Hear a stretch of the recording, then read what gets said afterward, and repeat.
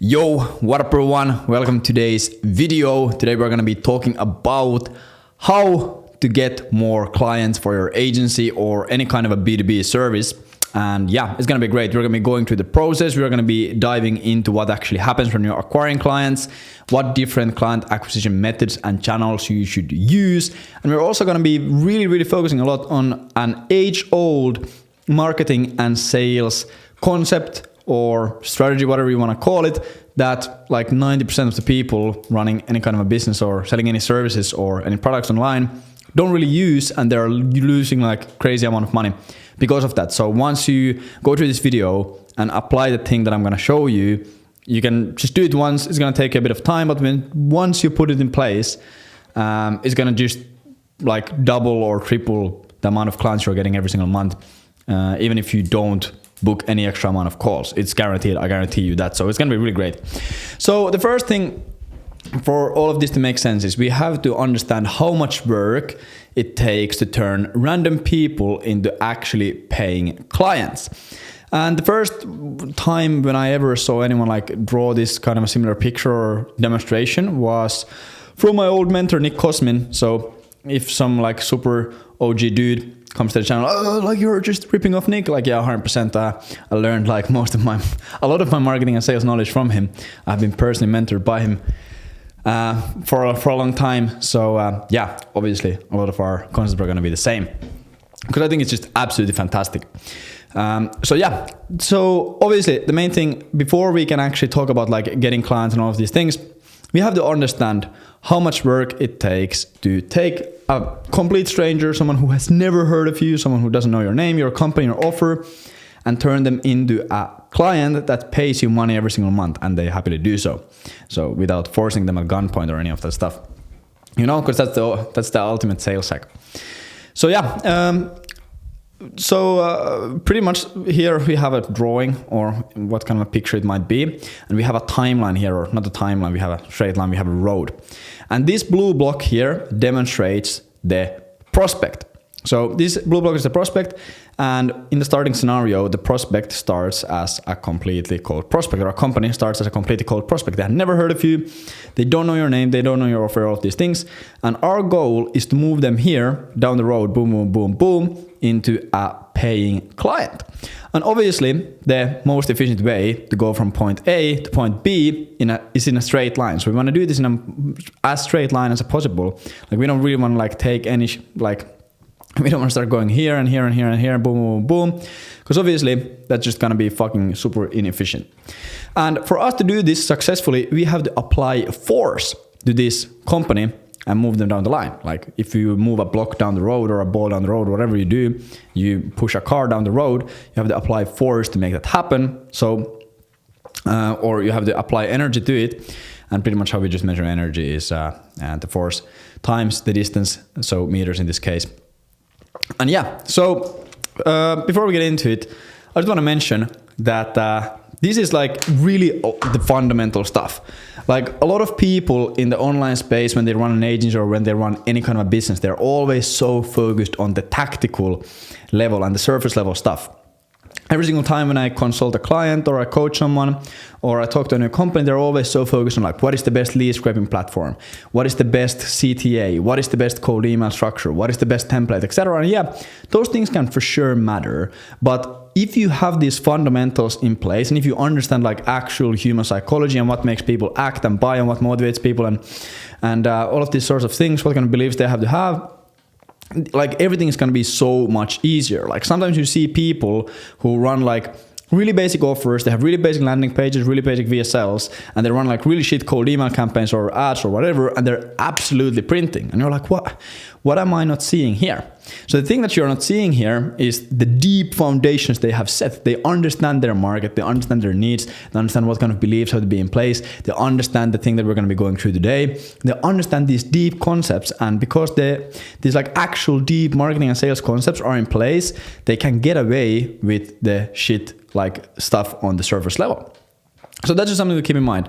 Like I have an app playing in the background, all of these things, great. So pretty much like that's the biggest mistake that I see a lot of people making. They're always focused on the really like surface level stuff. they show me a cold email script like, yo Leevi, what should I do with this cold email script? Like, how should I change the cold email, or should I change my CTA? Should I change this on the cold email to make this perform better? And then when I look at it, it's like completely missing all the foundational stuff. Like it's like completely focused on the wrong shit. So that's pretty much what I want to do with these more raw long form videos. Just like share what I have learned over the years that I've been in marketing and sales. I've been in sales for like fucking 8 years by now, so that's a fairly good time, and also in marketing for like six or seven. So I think I've learned a bunch of valuable stuff that I want to share on these like more raw form videos that like probably like 90% of the doom scroller TikTok boys can't watch. So that's obviously also great. So the main thing to understand here is we have different elements that we can use to pretty much move this company down the line, or move this block down the line. And all of these different elements, there's of course a lot of things that we can do when we do marketing and sales, but all of these different things are gonna have a different amount of energy that it applies. And here we are just measuring energy in joules, but different things apply different amounts of energy, or different amounts of force into this block. Like we can do a small thing and move them a little bit closer, or we can do a huge thing and boom, we can like push them down the line completely. So obviously we want to do things that push the prospect down the line as much as possible. And then we of course have like friction and weight, but we're going to talk about those a bit later. So the first thing that we have to always do to pretty much start selling to a company, or selling to anyone pretty much in the world, is we have to get them first inside our world. They don't know us, they have never heard of us, none of that stuff. So we need to get them to like acknowledge us. And how we do that is we either use ads or we use outbound prospecting. So we use cold email, we use LinkedIn, we use cold calls, etc. We can also use content. That also is completely like a fine way to do it, and we're going to talk about that in a second. But in my opinion, for most agencies and for most like B2B services, like ads and outbound is just superior. It is very unpredictable. You can like really affect the inputs that you're putting in, and obviously that affects the outputs that you're getting out. So the first thing we need to do is we need to either have them see an ad or send them a cold email or some kind of an outbound message. And in my experience, this is going to inject around 200 joules into the prospect. So they never have heard of us, and then they receive an email from us, or a LinkedIn message, or a cold call from us. And boom, that pushes them a little bit down the line. Like now, they are still they're still really far away from being a paying client, but they are not a cold prospect anymore. They know us, they have heard our name. Then usually what happens at this point is if your email is interesting enough, or if your outbound message is interesting enough, or ad is interesting enough, they're gonna wanna find out more information. You send them an offer, hey John, we help companies do this and this and this and this. We get you these results in this time frame using this mechanism without this painful thing. So if it's interesting enough, if your offer is good enough, they are going to want to do more research and learn more about your company. So what they're gonna do is they are gonna obviously like Google your name, or go to your company page, or whatever it might be. Or they might see some content on LinkedIn, whatever. And once again, let's say they go to their LinkedIn profile, they see a post from you, they see an article that you've written on LinkedIn. Once again, if they read through that post, boom, they're gonna once again understand a bit more about you, and they're gonna be once again a bit closer to being a paying client. But once again, super far away. Then what they do, if they're once like interested still at this point and you haven't messed anything up, they're gonna go to your landing page. They're gonna read some of your landing page copy. It's gonna move them a little bit, because usually, unless you have like a super long form landing page with like a proper text sales letter, usually there's like just a headline and some case studies, boom, boom, boom. So it moves them down a little bit. And then if you're a smart fella, if you're a smart businessman, a smart marketer, you're going to have a video sales letter on your landing page. And if they watch through this video sales letter and the video sales letter is actually good, usually it's a bit of a longer form post once again. So that's going to have a huge impact. Like if someone watches through your whole video sales letter, like that's going to move them down a lot. Like if you do video sales letter as well, it's like you can sign clients without even doing sales calls. Like if it's so good that it moves them like so much, like it applies 1,000 joules into them, like that's 100% possible. Like we have seen it happen multiple times. Like a lot of the clients that we work with and consult with, when we do sales letters with them and VSLs with them, like usually they see immediately like a huge boost in just the amount of meetings they book, even if they don't change anything in their cold email. Because once again, their VSL applies so much joules to the prospect. So they watch through your VSL and they might receive some email marketing automation from you, but as you can see, it's like doesn't really move the needle that much. So you shouldn't really focus on it if you're just starting out. Also, one thing that is like really great, but this is once again like a bit more advanced. You shouldn't just be doing this if you're just starting out, but you can have different kind of resources. You can have different templates and lead magnets and free mini courses or whatever it might be. And this once again can have like a really big impact. So let's say you're on a landing page, you have like a free lead magnet. Or on Twitter or LinkedIn, wherever it might be, or you might send them an email with it, and it might be like a hey, quick checklist on how to do something, or hey, this is how you set up something, or just a quick valuable thing. If it's actually good and they consume that and they take action on it, that can also once again move them down the line. Boom. Then like the really two big heavy hitters that a lot of you guys are going to be doing is you're going to be doing discovery and demo calls.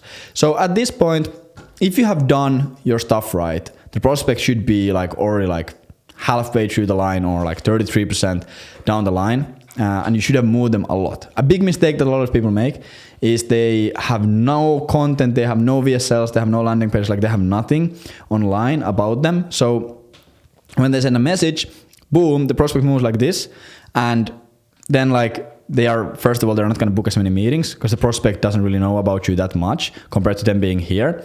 And also, when you do the discovery call and demo call, you're going to be farther away from actually closing them as a client.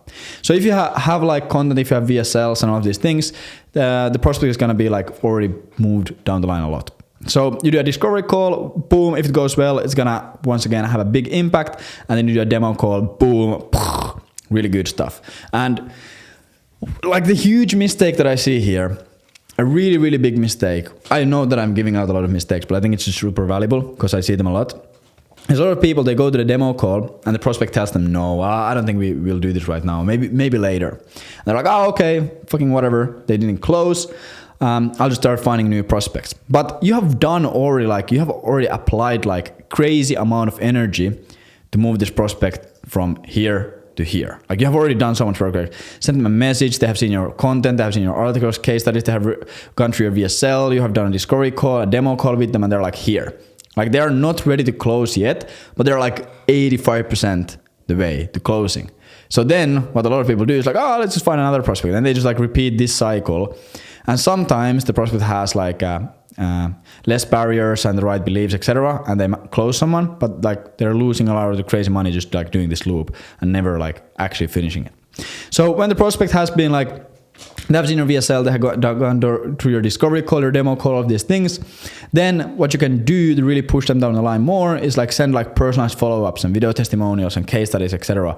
to get them here. And then when they're here and they're like close, you finish it off with a really great onboarding process. You show that you're a professional and boom, you push them down the line and they become a happy paying customer. A few things here to just keep in mind is in-person meeting. I have written here that in-person meeting is like 800 joules. If you have like a 3-hour dinner with your like prospect or something, you go out to a bar or something, it might be even bigger. But that's why in-person meetings are so powerful, because you get to actually meet with them and actually connect with them, and like you're a real person. Like it hits really differently compared to like just being on Zoom or being on Google Meet. So if you can do in-person meetings, just know that it's gonna push the prospect down the line way more. Boom, you're gonna have like one meeting close them if you do in-person meetings. And also what you can see here is a reference from our customer is 10,000 joules. So pretty much what that means is with a reference from a customer, you can take someone from being a cold prospect to paying client like instantly. You don't have to do a sales course, they don't need to say VSL, they don't do any of these things. You can pretty much convert someone instantly without ever talking to them if it's a reference from a customer. And pretty much like a great example of this is last year, pretty much like almost exactly 12 months ago, I remember we were hiring a new person into our team. We were hiring a new executive assistant to our like executive team. And I say executive team, but it's literally like just me and my business partner, Rob. And we had this business coach, this operational business coach. He was super G, really trusted him a lot. He was amazing. So I talked with him and I sent him a Slack message. I was like, hey, we are hiring for a new EA, or maybe it was a customer success manager. Can't remember at this point. And I sent him a Slack message like, hey, we are hiring for this role. Do you know where we should find, like where should we go and look for these people? And he said, hey, actually, Here's this one guy's contact information. Like send him a message on Slack here, because we were on the same channel. Send him a message here, and he's great. He has been like, we have been using him a lot for hiring, and their company is amazing, and they do all of these great things. So I read that message, and I immediately message the guy on Slack. I'm like, hey, this dude told me to reach out to you. I heard that you could help us find an executive assistant or customer success manager, whatever it might be. I think it was both or something. And here are all the specs. I sent him like a 2-minute video or a 2-minute text message to just read through, boom, boom, boom, spent like 2 minutes writing it. And then like 5 minutes later, the guy replies, yeah, we can 100% do that. What's your budget? I tell him the budget. Okay, perfect. It's going to cost this much. I'm like, okay, amazing. Send an invoice. And then he sent an invoice and I paid it in like 15 minutes. And it was like a few thousand dollars that we paid for starting the process and actually finding the real the person. And keep in mind, I had never talked to this guy. I had never met him. I didn't know that he exists. I had never seen their website. I had never seen their VSL. I had never seen any case studies from them. Nothing. And in 15 minutes, just over Slack, I went from zero, being a completely cold prospect like this. I was completely here. And in 15 minutes, through like 4 Slack messages, I went from zero to a paying client. And I paid them like a few $1,000s, and we went through the process. So that's also like, why references are extremely powerful stuff, and you should 100% try to leverage them as much as possible. Like when you have happy clients and clients that are getting great results, etc., it always makes like sense to ask them like, yo man, like do you have any other friends who could benefit from this service? Like, could you just like give me 3 names that I could email, and people who could like benefit from this immediately? Like really powerful stuff. And it also compounds, because when you have one client and let's say you get like 2 referrals, and then from 2 referrals, like you hit them up, maybe they don't buy, but you can ask both of those referrals, like, hey, by the way, do you have 2 friends who I could call right now? Like if I close a deal, I'll give you like 10% of the deal. Boom, you get 2, and it's just expands. So references are super fucking powerful because of that. And then a few other variables we also have to take into consideration is obvious, like when we are moving an object somewhere from point A to point B, there's of course like 2 things that we have to take into consideration in the laws of physics, which is friction. And pretty much what friction means is like, it's fairly obvious. Like if you have friction on a surface, like it's going to be harder to push something. Like you can think about if you have like a table made out of sandpaper, it's going to be like harder to push your hand across it. Like it's going to go like, you know, or maybe you have like concrete, whatever. You get the point, like friction. Like maybe this road would be rugged, or the surface of this road would be like all fucked up. So obviously like pushing this would be like harder. So pretty much friction in this scenario means is like if we have high competition or bad market conditions or high skepticism. So pretty much if you're in a really like a market where everyone has similar offers and you're not really standing out, or everyone's like really solution aware, it's like really sophisticated markets and there's a lot of competition, a lot of people selling the same offer. Or maybe you're in a bad market condition. So let's say the economical situation in the market is like really terrible. Like let's say like a few years ago, I remember we were really selling the startups, and then like the VC bubble a little bit bursted, at least in the Nordics. And that like generated some bad market conditions, or maybe it's COVID or whatever, or maybe there's high skepticism. Like sometimes there's like industries where there's a lot of scams going around. A lot of people are getting like scammed and burned, etc. That also like induces a lot of friction. And pretty much what that means is when there's friction, like you can push you can do the same thing. Like for example, you can do a discovery call, which would normally generate around 400 joules to the prospect, and it would move them like from here to here.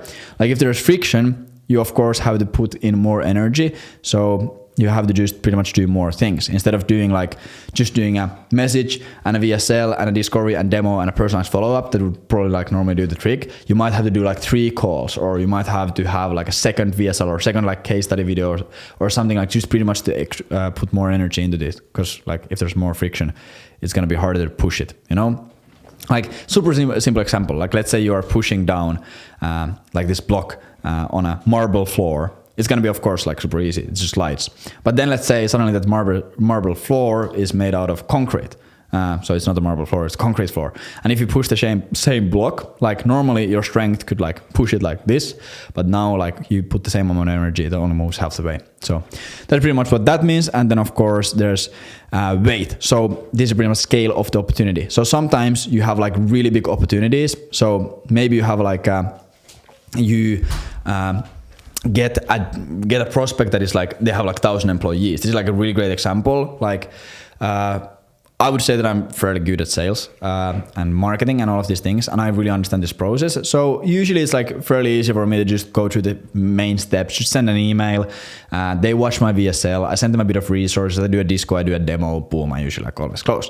But then if the scale of the opportunity grows a lot, you once again, like the block becomes heavier. So once again, if you have like a 10 kilo box or a 100 kilo box or like 200 pound, whatever.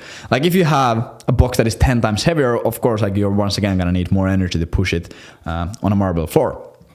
So sometimes the opportunity is so big that once again, like you just have to put in like so much more energy. Like this is what I noticed, like when we got our first like enterprise negotiation, like we were like really like at that point we were only working with like early stage startups, like startups with like 3, 4, 5 people in the team. And then through a connection, we got like a deal, or not a deal, but like we got like a prospect that was over 1,000 employees, over $1 billion valuation, a huge startup. I know everyone watching this video knows them, and obviously the like scale of the opportunity was like something like 100 times more. So then I started running through the same sales process, I started doing the same thing that I always do, and like after like 3 months of selling to them, and like after 3 months of like going on meetings and going back to back and sending all of these resources, sending materials and sending pitch decks, all of these things, like it felt to me that we were like here. We were like so fucking far away from closing the deal. And like we ended up like being in negotiations for like over 6 months. And like at the end of 6 months, I was like, fuck, we are like so far from closing this. Like I don't really see a light at the end of the tunnel. And we never ended up closing it because the scale of the opportunity was just so big that this block became so much heavier that we didn't have the energy to push it. And of course, like our process were like really inefficient, because obviously if you always sell to companies with like 3 people, it's like really early stage, like pre-seed startups that are just trying to find product market fit. Like obviously it's going to be really different. Like your sales process is going to be like completely different than selling to 1,000 person enterprise company. Like it's going to be completely different. You need completely different sales skills. You need to actually understand like enterprise sales, etc. And I didn't have those skills. And I still to this day, to be completely honest, I still to this day don't possess those skills. I haven't had enough of reps to selling to like huge companies. So I just fucking didn't know how to do it. So never ended up closing that, but actually now one of our team members works with that company. So I'm super happy. Like I still got to partake in that deal, and do some campaigns for them and help in those campaigns. But unfortunately didn't become our case study like I would have hoped so. So this is like just the main thing that we first have to understand for any of this to make sense. Like when you're doing things, when you're reaching out to prospects, you need to remember that when you send them an email or whatever it might be, you do a discovery call with them. Like you still need to like do things, and you need to still like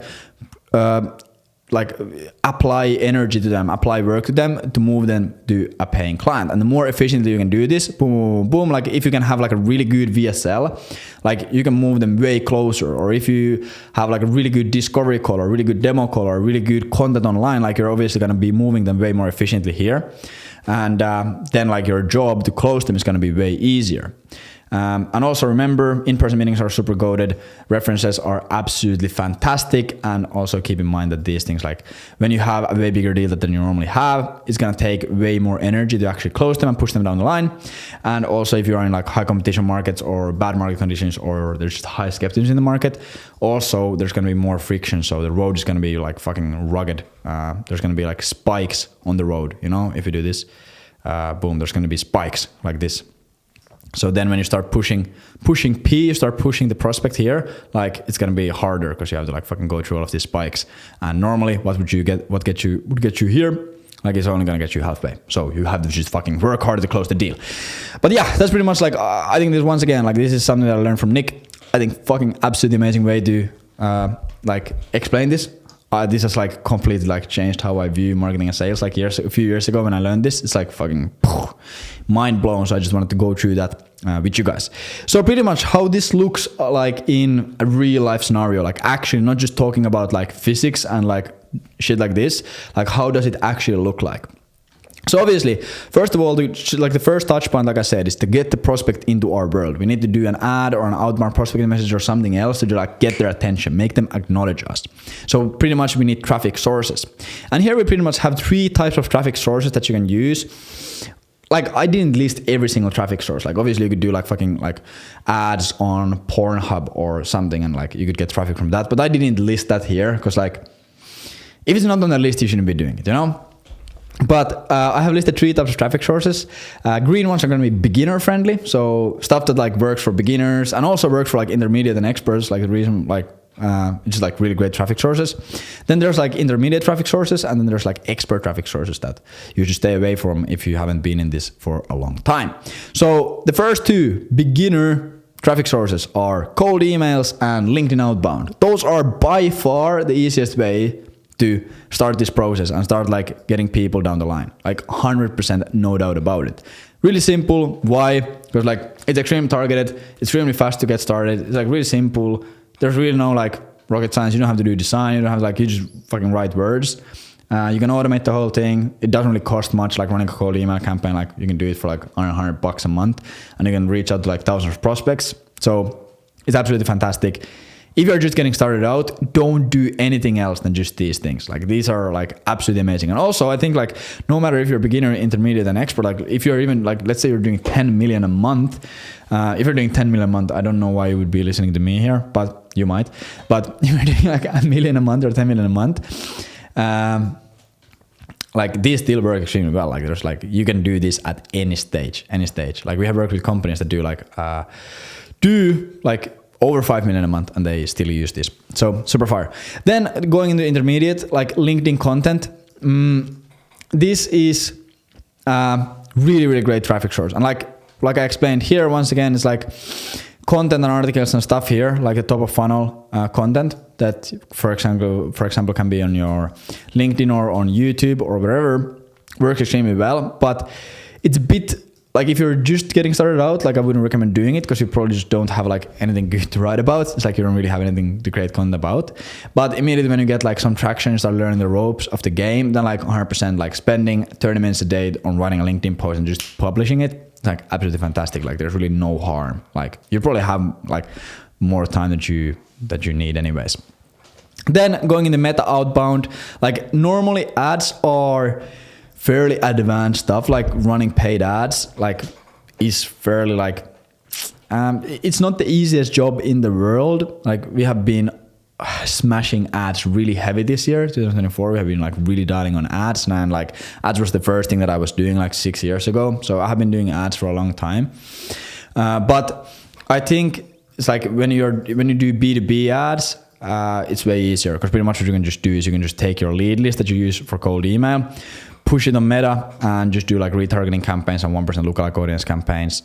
And it's going to be like fairly targeted traffic and you can just push them to a lead form and then like from the lead forms push them to a calendar. Like it's not that hard when you're doing B2B, as long as you just like have these things working. Like if you have a working cold email campaign, you have working offer and you have a good VSL and good targeting, then you can just take the same targeting, same offer, and just put them on Meta and you're gonna get calls for like fairly cheap anyways. Then we have cold calling, which like the reason why it's an intermediate traffic source, I think it's fucking amazing. I think cold calling is one of the best traffic sources when getting started, especially because it's like free or like almost free. It's extremely efficient. Like I remember when I did a lot of cold calling, like some years ago, we were selling like funnels and paid ads for gyms and different like personal trainers and all of these people. I remember I would go to the office, I would just do prospecting for an hour, find like 5 leads, like really good targeted leads. I would like research them and that would take me like an hour. And then in the next hour, I would call off those 5 leads and I would book like 3 or 4, some days 5. So I could book like 4 or 5 calls a day with like 2 hours of work. And it was like super fucking easy, like boom, boom, boom. Super great. Of course, you have to do your research. Of course, like it depends on the market and offers, all of these things. But I think cold calling is absolutely fantastic. Also, why cold calling is so good is because you get so so good market data. Like if you're not 100% sure if your offer is good, you don't really know about your niche. You don't really like, you're just like getting in there, like getting into a new niche, getting a new offer.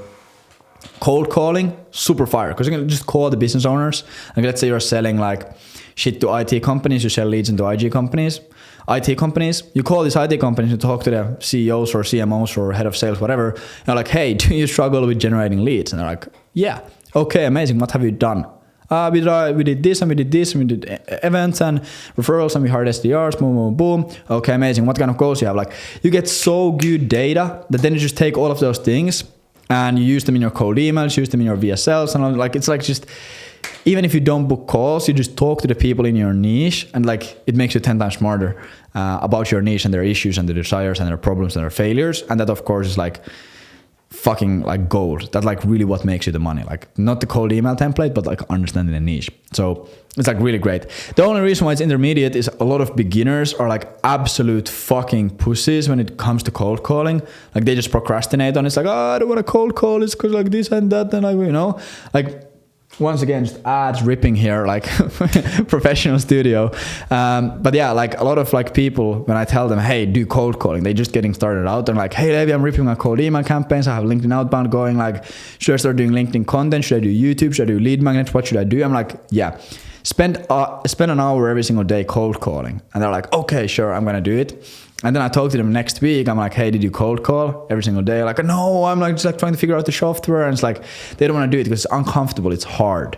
So like the hardest thing is going to be the first calls. And in a lot of cases, you just won't do it because you don't really want it bad enough. Otherwise, if I knew that people like only people watching this video would be like hungry killers who have discipline and they're not really scared of talking on the phone, it would 100% be here, because I think it is by far the most superior like traffic method out there. It's like when we started a few years back, when I started my supplement company, the first thing we did, I just hired 15 phone reps, cold callers, put them all into an office, gave them some sales training. Like, almost all of them were like beginner sales guys. Like, none of them had sold before, and just taught them how to sell, commission only, boom. And we were doing like 3,000 euros a day in like 2 weeks. It's like super fucking powerful. Commission only, no upfront cost for the team, of course, like training, but yeah, cold calling is like OP. And then also the last intermediate source is YouTube content. I think YouTube is fucking amazing. It's absolutely great. Like, YouTube is such a good platform. Like, if you are gonna do any content anywhere, like, I think YouTube is the superior one. Of course, some people are camera shy, some people don't have perfect English, but like sometimes I get comments on my videos like, oh, I can't really understand what you're saying. Like, speak, like, try to articulate your words faster. But bro, like, English is not my first language. I come from Finland, which is like notoriously famous for speaking like really bad English. Like, if you watch Formula 1, you know Kimi Räikkönen, you can watch his interviews. Absolutely terrible level of English from Finland. So yeah, like, you just have to go out there and once again, conquer your fears. Like, YouTube is a little bit like same as cold calling. It's like super fire. It's like, it doesn't take much energy to do. Like, you don't have to have perfect videos. You don't have to have a great setup. You don't have to editing teams or anything. You can just go out there and start just doing videos. And even if the videos are absolutely garbage, if you send someone an email and they're like, this sounds interesting, and they Google your name and they see that you have been posting videos on YouTube like 3 times a week for 3 months, they're like, okay, about like lead generation or about your offer, they're gonna be like, okay, amazing. This guy is clearly like motivated. He clearly knows his shit. Your videos can be absolutely garbage.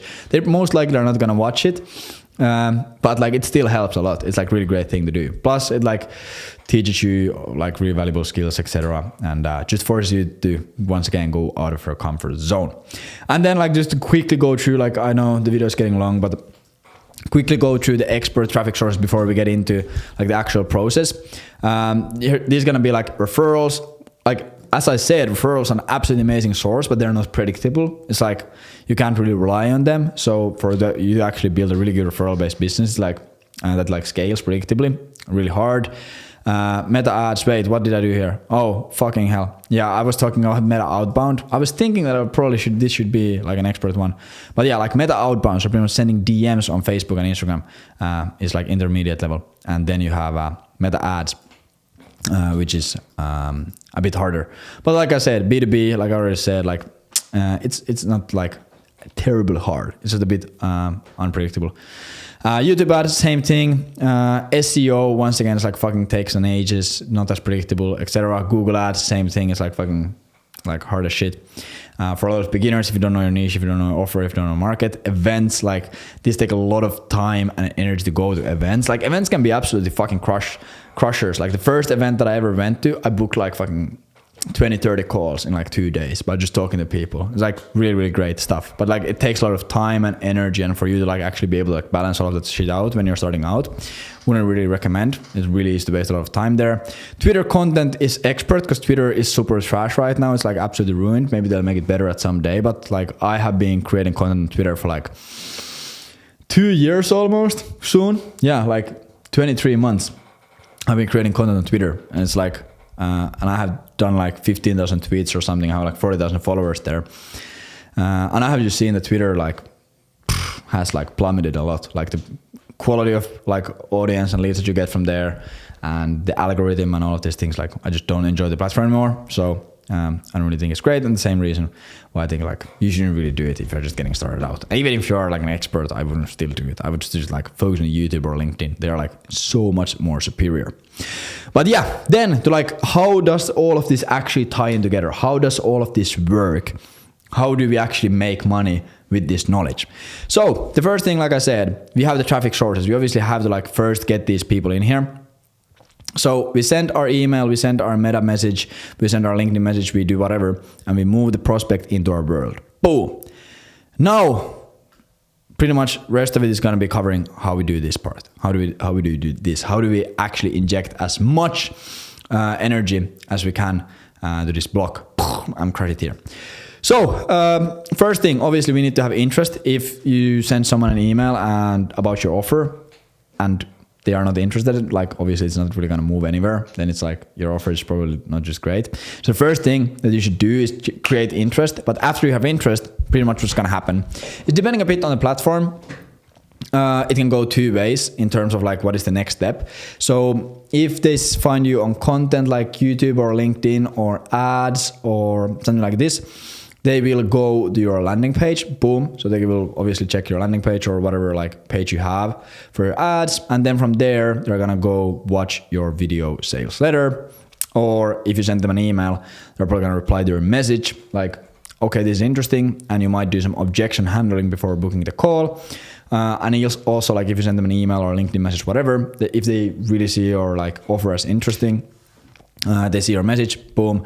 They can also like as they are talking with you in the messages, they might go check out the landing page. Fucking Super Mario Bros. They might go see your message and like go to your landing page and see your video sales as they are talking to you.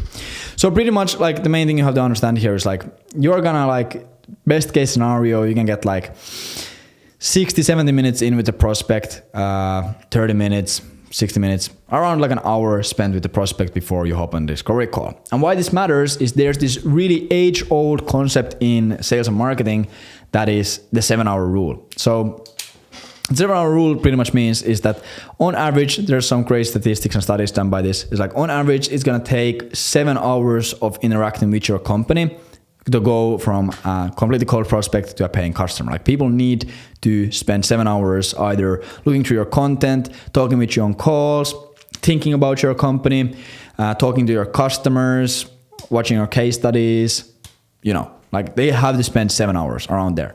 Sometimes you can get away with 5, 6, but the average is 7. So pretty much why this matters is, of course, before we hop on the calls, we want to get as much time spent with the prospect as possible. We want them, like the best case scenario would be that like they spend like 5 hours thinking about our shit or looking through our stuff before they come to the first call. Like that obviously would be great. It would be like closing everyone like this. So how could it be possible to do this? First of all, really simple. For them to watch your content, obviously you don't want to just do like seven 1 hour long calls to do that. So you want to do this pretty much by content or by some kind of research, etc. Because those are automated, they're infinitely scalable. Like you can make a video that is really valuable and 1 million people can watch it. So first of all, you just have to have that kind of content out there. Like you just have to have something that the prospect can go and see. So if you have case studies, like case study interviews are perfect, or case study breakdowns of like campaigns that work really well. And then you can just do like really valuable breakdowns. So for example, like this would be like an absolutely fucking fantastic video to just throw on my landing page. And then when people think about buying our service and like doing lead gen with us, they see that, okay, these guys clearly know how they can actually get leads. So you just need to have that content. Like if the content doesn't exist, people can never watch it. It doesn't like matter how good the quality is. Like don't stress about that in the beginning. It's like just have that content in there. So for example, then let's say you book a call here and you send them a personal message. They're like, yeah, this is really interesting. I'd like to hear more. Like what about this? What about that? They talk with you. And then you book a call with them. Boom. And like, okay, let's have a call on Thursday at 10 a.m. And like, let's say it's Tuesday right now. You can tell them that, hey, John, by the way, before this call on Thursday at 10 a.m., like go see our video sales letter and also go see this really valuable video that is like 45 minutes long. And this way, when you see this, you are going to understand way better that we do. And also before the call, I really recommend that you go check out this case study that is also like 20 minutes breakdown plus a 10-minute interview. So 30 minutes in total. And you can just tell them, hey, go see this out. It's going to be like way better. Like you're going to be way better prepared for the call. We can spend all of this time together. And of course, like if the stuff is actually interesting and actually valuable and like useful and insightful, like the prospects are gladly going to do so.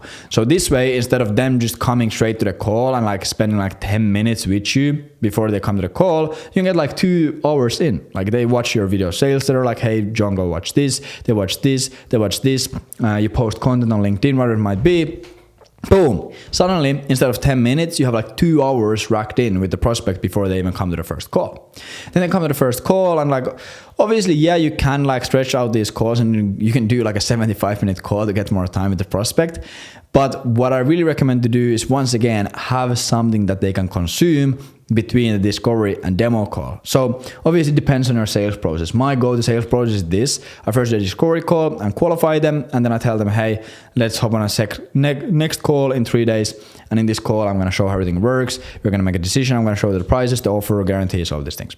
So once again, like what you want to do here is instead of like the prospect just fucking forgetting about you during these 3 days, like you want them to once again be consuming something. So you want to have like a video here, boom, a video, and then you're gonna have like a document here or an ebook or something, and you're gonna have like a lead magnet or a resource, something, and you're gonna have like testimonials and case studies, and you can send them a call recording of these calls, and they'll like watch this call recording, etc. And once again, like just trying to rack up as many as much like screen time with the prospect or that the prospect has with your company. Like, hey John, by the way, before the demo call, what I really recommend to make sure that you have like all the information that you need, like go watch through this video. We also have a really great case study here. I'll send you the call recording, so please review that really quickly before we go through that. And I'll also give you this really valuable resource, and boom, boom, boom. And then once again, like John goes through those, the prospect goes through those, and then they come into the call, and instead of them being instead of them being here before they come to the demo call, they're like here. And then you do like a okay level demo call and boom, you like fucking smash it out of the park. So yeah, like you just like want them to be more involved there.